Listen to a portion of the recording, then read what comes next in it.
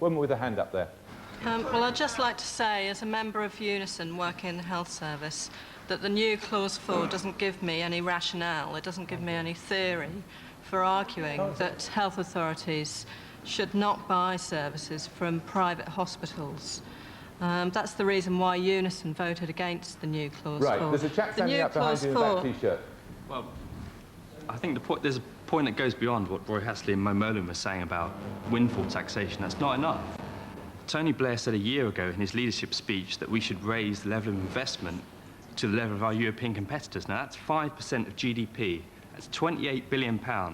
You're only going to get that if you tax shared dividends from the city. You're not going to get that from a windfall tax that's a one-off. We have to look, beyond these, tiny measures that don't do anything, don't do enough. The country is destroyed.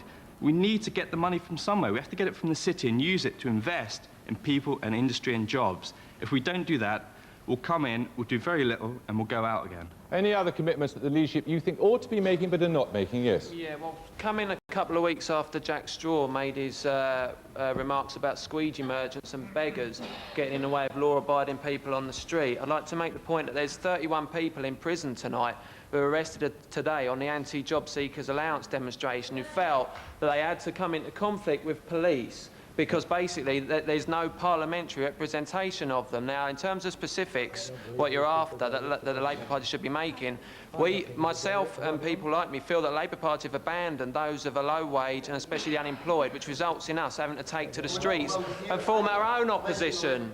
We have to form our own opposition because we do not have an opposition in Parliament anymore.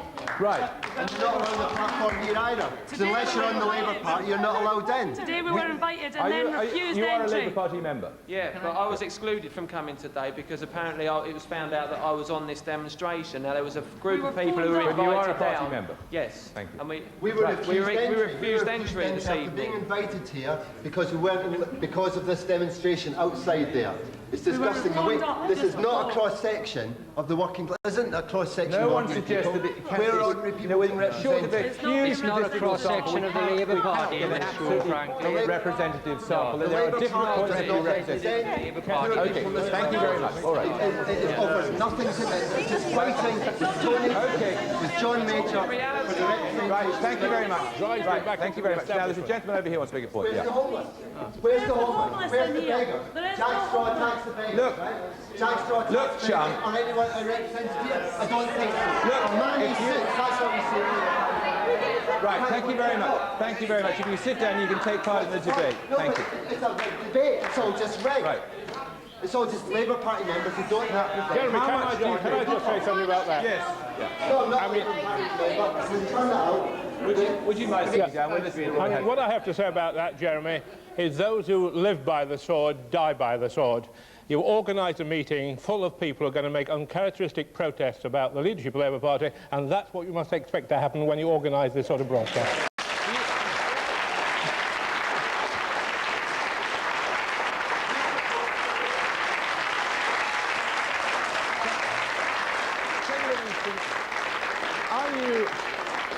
Are you troubled? There clearly is a significant element in the party. Yes, thank you. Can we hear? I'd like to hear what Ken Livingstone has to say. We'd all like to. The last minute. And why were we excluded at the last minute? Because of the fact that there was a demonstration in town. Right. Thank you. Thank you. Thank you. We would like to include you in the discussion, but frankly, we can't when you're just shutting everybody else out. Now, Ken Livingstone, when you hear these points, It's a debate.